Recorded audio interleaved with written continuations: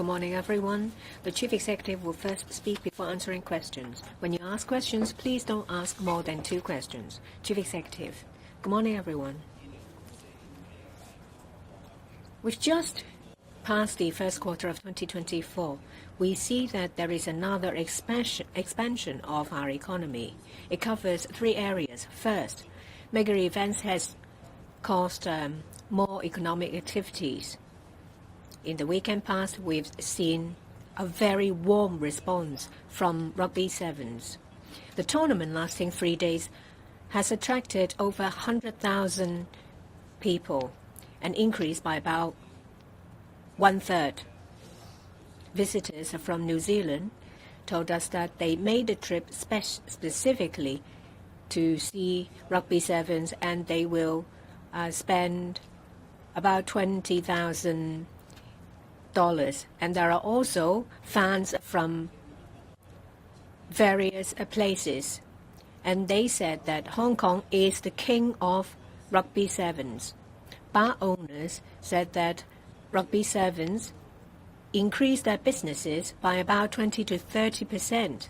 They are bar owners on the Hong Kong Island. Some bars said that they have registered an increase in businesses by about 40 to 50%. There are many concessions and special deals launched. Businessmen are very happy with the situation. Last month, we have Art at March. There were 12 events covering exhibitions, fairs, the Entertainment Expo, Cultural Summit, etc. Some of these events lasted for over a week. The total number of turnout exceeded 4 million people. Art Basel, for example, has attracted 75,000 visitors. Various galleries have recorded very satisfactory businesses. Some gallery owners said that on the first day, 80% of the art pieces have been sold. Organizers of exhibitions said that these events have shown to the world that Hong Kong is a very vibrant city connecting to various places of the world, and is a very good platform to showcase various aspects of Hong Kong. We have the Complex Con, which is the event that came from America, and it's the first time that it takes place outside America. Over 3 days, it has attracted over 30,000 people from the mainland, Japan, Singapore, Korea, and America. These are trendsetters. In March, we've also seen the financial mega events. A number of events took place in Hong Kong, including Wealth for Good in Hong Kong Summit, Giving to Amplify Earth Action, One Earth Summit, as well as the Global Investors Symposium held by Milken Institute. We have shown that Hong Kong is a perfect platform for these events. In April, there are a number of expos and conferences taking place in Hong Kong, including the Spring Lighting Festival, Digital Economy Summit, as well as INT Summits. The exhibition industry benefit from this, but they're not the only group that benefits from the events. There will be businesses for the catering sector and many other sectors.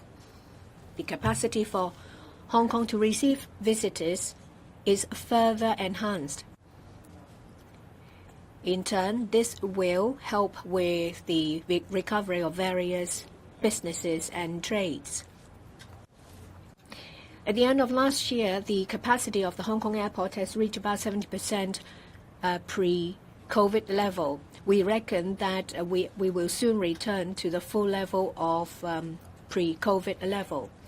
And there has been an increase by 7.6% of number of hotel rooms, over 90,000 rooms. In the first quarter of this year, we have received an increase of about 5% of visitors. Year-on-year comparison, the number of visitors has increased by 150%. There has been 11 million people who have visited Hong Kong. Visitors have changed their consumption behavior. They don't just come to Hong Kong to shop. I'm glad to see that various sectors, including those in the tourism sector, those in the catering sector, have changed their mode of operation to cater for the change in consumption behavior.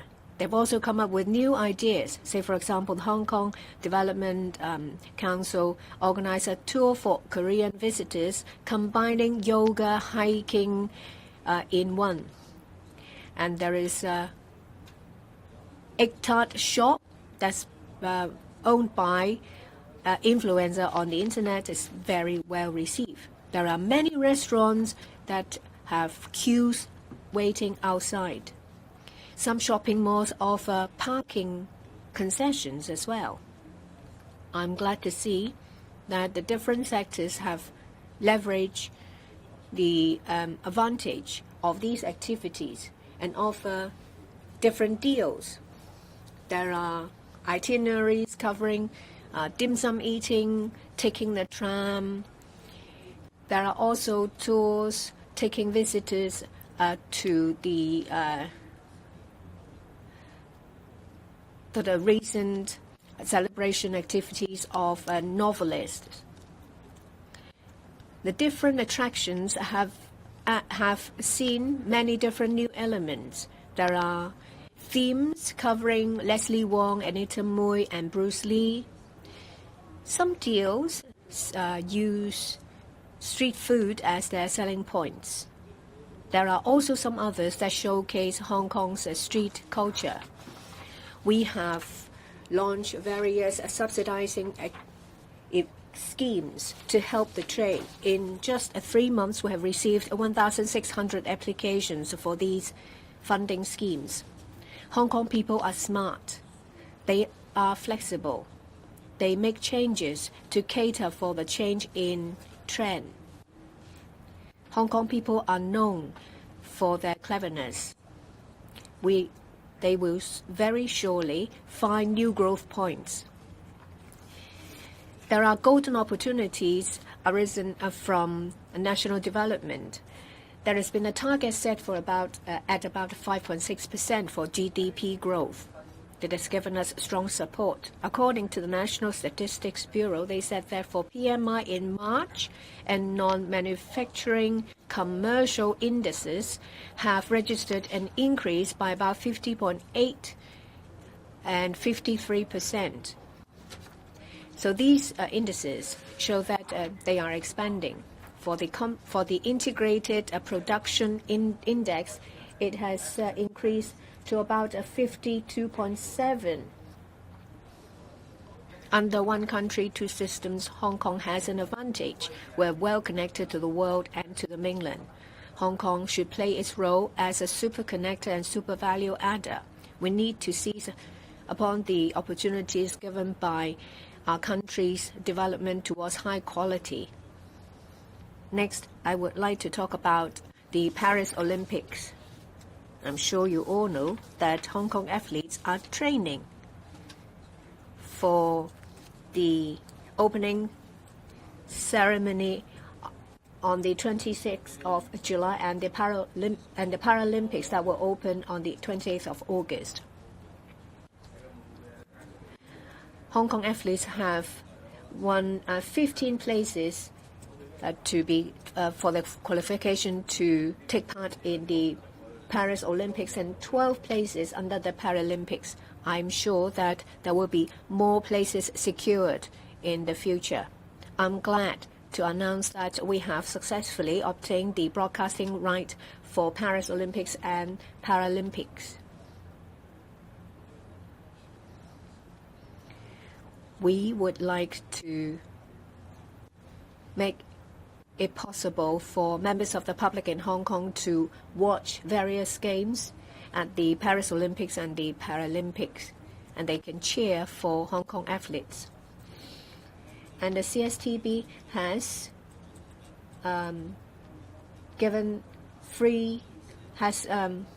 made agreements with 3 television stations, that is TVB, View TV, as well as Hoi TV.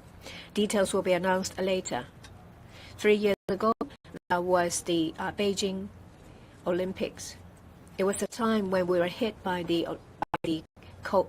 epidemic. Games in the Beijing Olympics were widely covered by various channels. People went out to cheer for athletes. They went to shopping malls and cheered. I'm sure you remember that very well. Hong Kong people's love for sports grows. The Hong Kong government's decision to purchase the broadcasting rights of Paris Olympics is for the enjoyment of Hong Kong people. We have taken into account the current situation in that television stations do not have the resources to buy the broadcasting right, and we've also taken into account the benefits brought by the broadcasting of games during the Beijing Olympics. That's why we've made a decision to work with various TV stations so that there will be a multiplying effect. We want to drum up a happy atmosphere to cheer for our athletes. This in turn will bring businesses. There are confidentiality agreements under the purchase of the broadcasting rights. This is a standard agreement that applies to all purchases by the IOC. We cannot divulge the amount involved, but I can tell you that is lower than the broadcasting right for the Tokyo Olympics and the Beijing Olympics, as well as similar purchases. So it's value for money. The broadcasting of games will enhance the love for sports. It will bring people together. It will also bring pride. The TV stations will receive additional businesses. Shopping malls will attract more footfall by broadcasting these games. Restaurants and shops will benefit as well. I thank the CSTB for their endeavors so that members of the public can enjoy the games at home, in shopping malls, in restaurants, bars.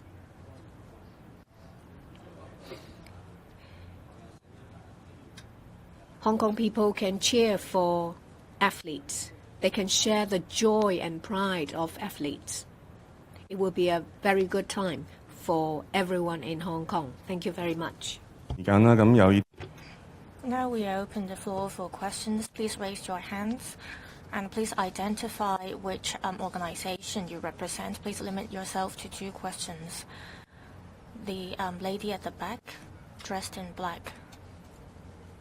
I'm from Now TV. I would like to ask about waste charging scheme. Only 20 to 50% of their households and buildings are using the designated bags during the trial run, and only 14 premises are taking part in the trial run. The participation rate is low, and there are views that people aren't ready for the waste charging scheme, and some LegCo members are objecting the scheme as well. How is the government going to deal with such a situation? Would the government give people the impression that it is forcefully implementing the scheme? Also, is the chief executive office using the designated bags? What is the reason for you not using the bags if you aren't? Also, we see that during Easter holiday as well as Qingming Festival holiday, people are traveling to the mainland from Hong Kong. and there is a wave of closure of businesses, how is the government going to attract people to stay in Hong Kong to spend money? There are going to be pyrotechnic shows in Hong Kong, and you mentioned that there will be the Paris Olympic Games. Well, thank you for the series of questions. Let us allow time for the Chief Executive to respond to your questions. On the waste charging scheme, we are clearly telling our people that the waste charging scheme is part of our law now.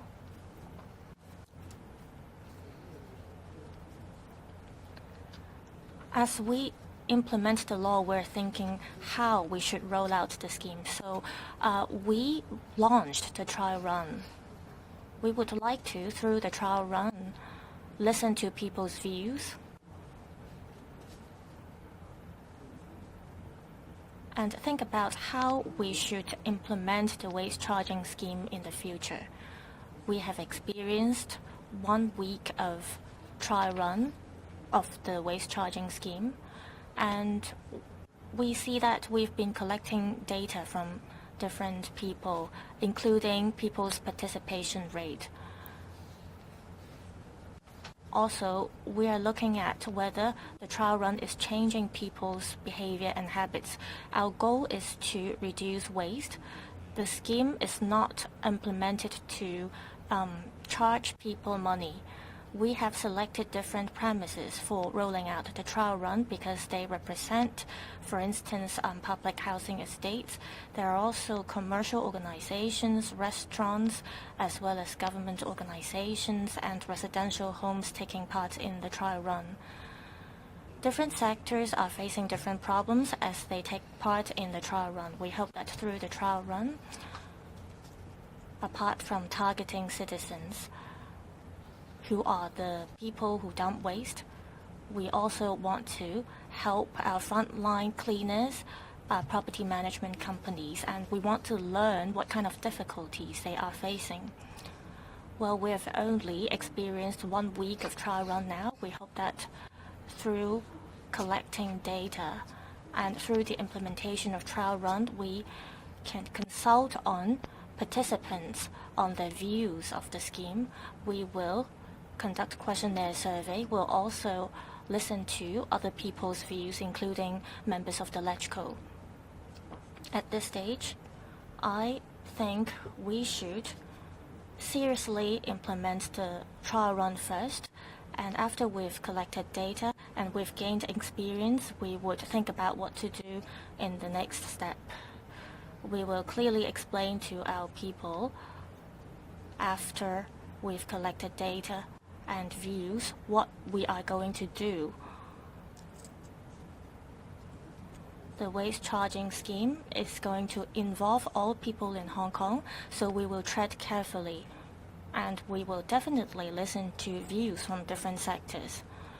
We will definitely give our support to environmental protection. We are now trying to implement the law. We will look at our progress on implementing the law, our timetable, as well as what we are going to face and how we can roll out support measures.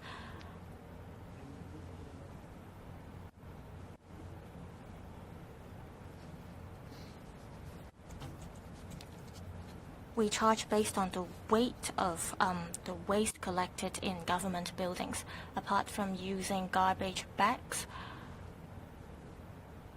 we also look at the total weight and amount of garbage collected as we charge for the waste.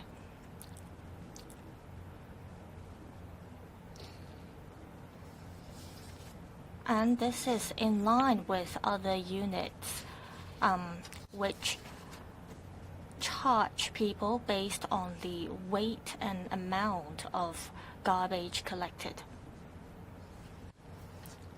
And this is to reduce waste.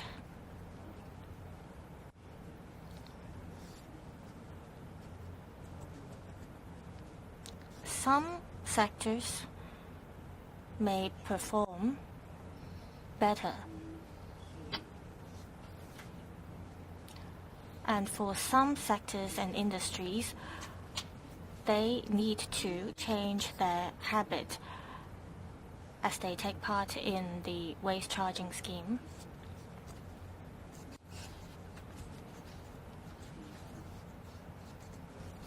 We will see changes and reforms, and we have had experience in this.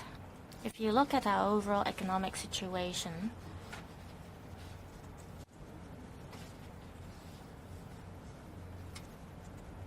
there was about 3.2% economic growth last year in Hong Kong.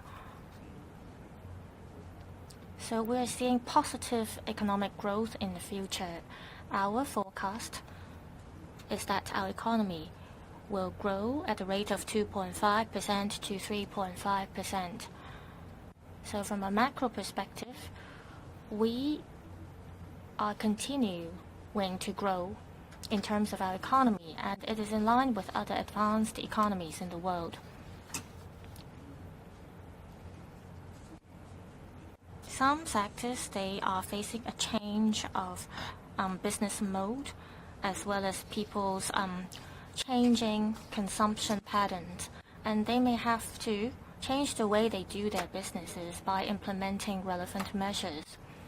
As mentioned in my opening remarks, I'm happy to see that a lot of businesses from different sectors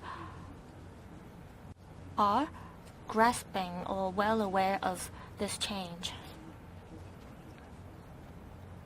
And I believe that our businesses are able to cope with this change and come up with successful business models. Different businesses are going to thrive as they cope with the change, and I'm sure our various sectors will be able to enhance their competitiveness to attract new businesses. We have been taking forward different work to attract visitors. We've been in talks with the central authorities on how to promote economic development in Hong Kong. We've been discussing what kind of measures we can roll out. And our communication in this regard has been smooth with the central authorities.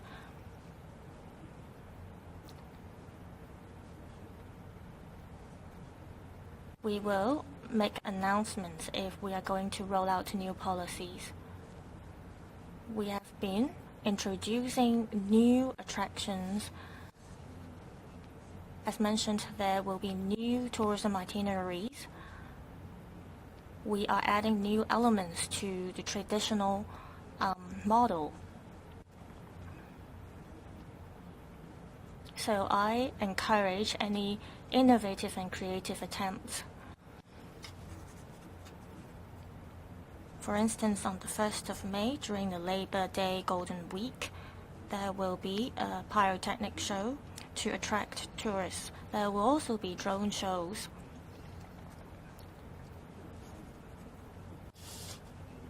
While the government rolls out these shows, various sectors will have to seize the opportunities to attract new business.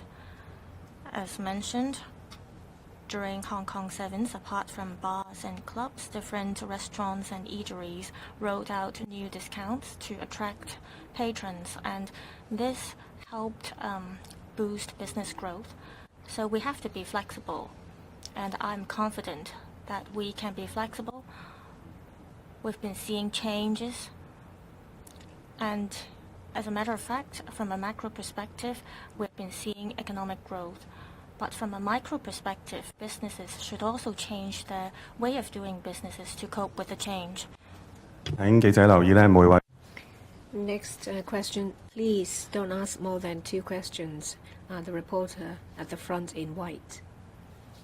2 questions from TMHK. So the first question is about the waste charging scheme. So just follow up on the comments from Lo Man-tun. He said yesterday that the government should consider postponing or even scrapping the waste charging policy after the trial. He said it's an impossible mission and the controversy may be wasting our energy. So what do you make of his comments? And second question is about the Patriotic Education Working Group that was announced yesterday. So what are the criteria for choosing the members of the group, and can you tell us how will the authorities assess its performance in promoting patriotic education? Thank you. I think we have made the government position on waste charging very clear. It is already the law of Hong Kong, so the government has to think of a proper way to implement it, to take it forward. We have launched a testing scheme to test its implementation at 14 locations, comprising different characteristics, including government buildings, commercial buildings, catering businesses, care homes, and also public estates. The purpose is to collect the data as to the participation rate, the overall supporting facilities and steps that needs to be considered if we are to take forward the waste charging scheme. We are serious about doing this test to ensure that we have collected sufficient data to let us decide how to take it forward. We will be collecting views from participants as well as different sectors. Of course, we will listen to opinions of the public because the waste charging scheme is going to affect the whole population of Hong Kong, 7.5 million. Everybody, of course, will have their own opinion about the waste charging scheme, its implementation process, its pace, and also the peripheral facilitating and supporting facilities that need to go hand in hand. So we will be listening to views. Legislators' opinions are also important because they do represent a lot of citizens. But everybody has their own opinions. But the government position remains clear. We want to ensure that we apprehend and comprehend the real situation fully so that we decide the way forward. We will announce our decision once we have come to that stage.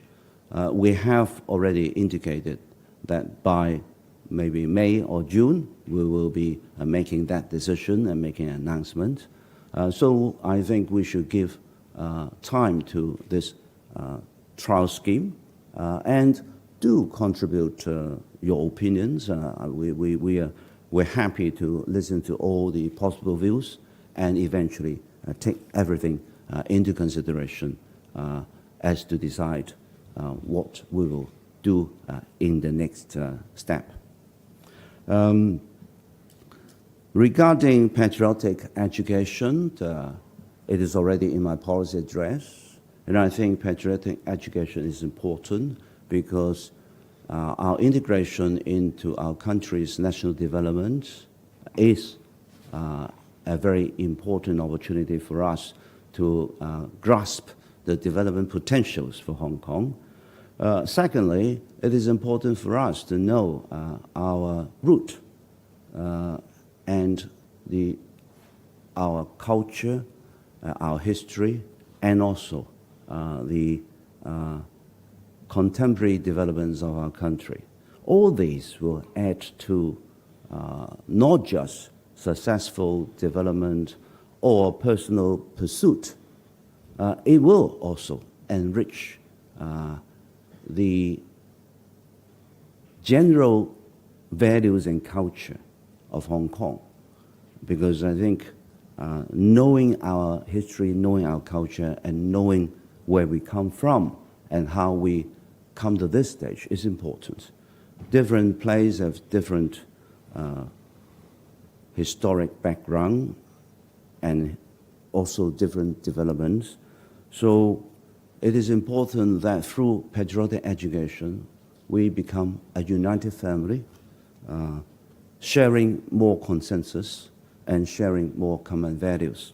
And this is important. We have this steering group on promoting the Constitution and also the basic law education.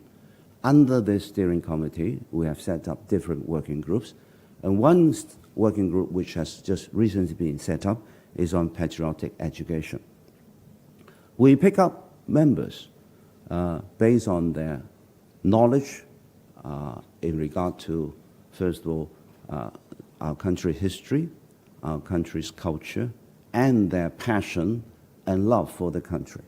Because I want them not just to be the workers, I want them to be the leaders.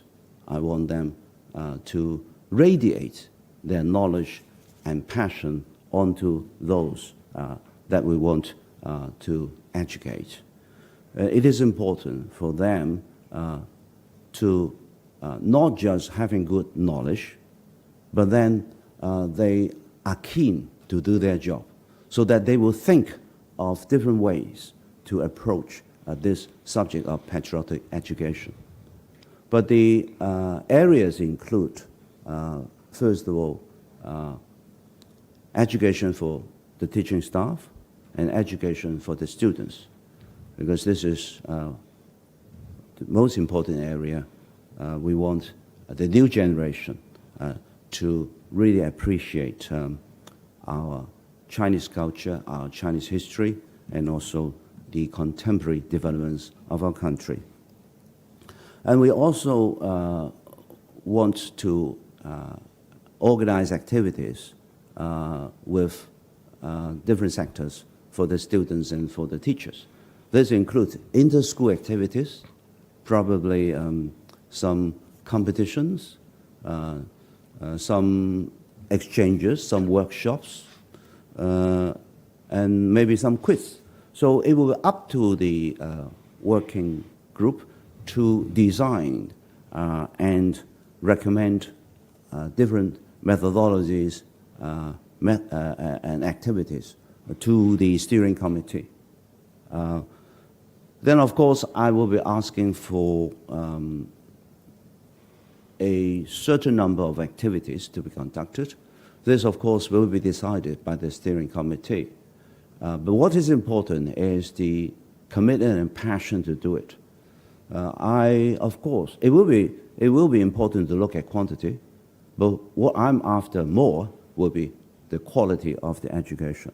Because after all, it is the passion, it is the love that we want to create and promote in the whole exercise. Thank you. 時間關係呢，我哋解答今朝最後一位記者。We'll take the last question of today.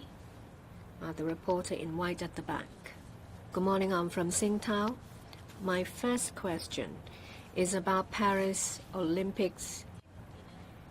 Its broadcasting right is slightly different from the broadcasting of Tokyo Olympics, because there is a time difference of 6 to 7 hours, so it may not be prime time when the games are broadcast.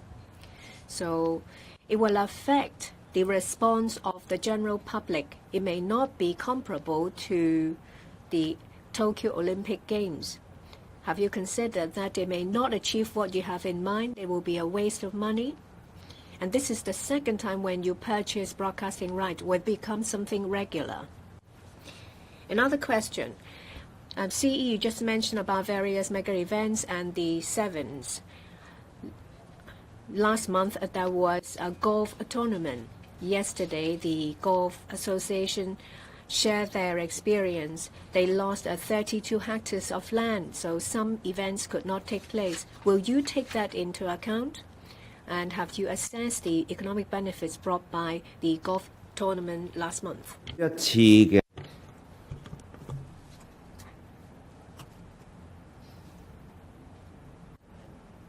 We face different problems during different Olympic Games. For instance, last time we also had a time difference.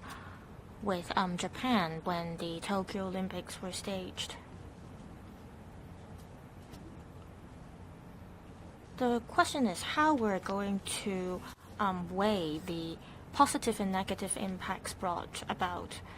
Last time during the Tokyo Olympic Games, we saw positive impact brought to us. And after the broadcasting of Tokyo Olympic Games last time, we see that there is high expectation from our society because everyone felt the joy.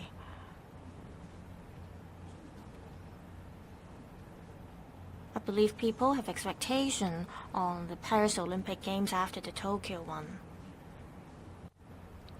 Indeed, it would be more difficult for us to promote the Paris Olympic Games this time because of the time difference. However, I believe different sports fans, for instance, those that support the World Cup, will find their ways to support and promote different games. We also told TV stations that they should help with the promotion. For instance, they will help broadcast the games. They will broadcast the games live as well as after the games. What matters is that people in Hong Kong will be able to watch the games. We place importance to final games, especially in which Hong Kong athletes participate in. I'll give the opportunity to all of us to help take part in the promotion, and as I said, it is value for money compared to Tokyo Olympic Games, as well as the price paid by the broadcasting stations in the past. The price that we are paying this time is much lower. As we collaborate with TV stations, we ask them to broadcast certain games for a minimum number of hours. And we also ask them to broadcast a minimum number of games. We'll also make use of different channels, for instance, social media platforms, to help with the promotion. During the Tokyo Olympic Games, we did less in this regard, but this time around, we will strive to do more. We will try to step up promotion and publicity as much as possible. I believe our broadcasting stations or TV stations will help roll out new ideas as well. Also,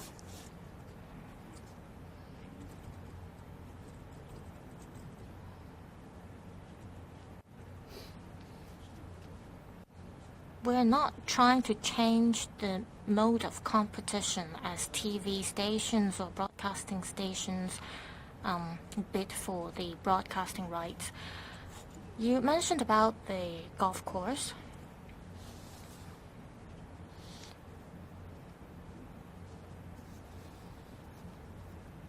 The return of the 32 hectares of land has to be returned to the government, and this is a decision made a long time ago.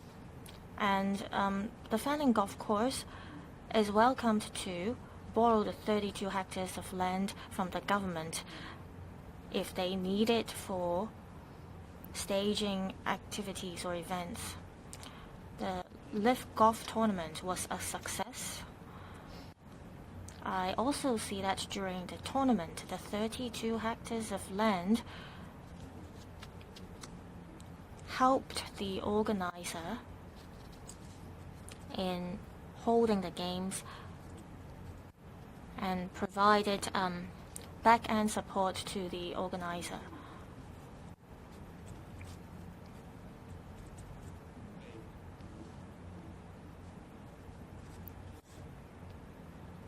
While the golf tournament was a success, we see that the taking back of the 32 hectares of land did not affect the staging of the tournament. The SAR government supports any of this kind of mega sports events.